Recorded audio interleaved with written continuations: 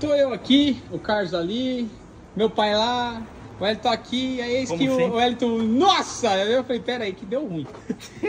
Vamos lá, ver o que tá acontecendo aí, rapaz, velho? Não se deve fazer, ó. Onde tá ligado... Então eu não vou mostrar pro pessoal não aprender a fazer. Não, mas é pra não fazer. É pra não fazer? Ó, viu onde sai? Liga. Mano, mas o que era pra fazer aí, cara? Eu pergunto. Qual que era a ideia aí, será?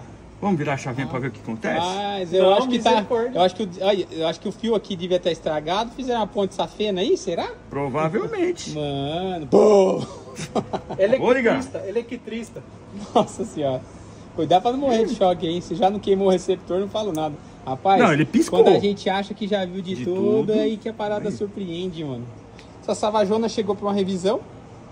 O Wellington começou a desembramar aqui, aliás, desmontar essa bomba, né? E logo logo ela vai voltar a ser um automóvel. Cuidado, não puxa o preto, não, só explode. É bem isso.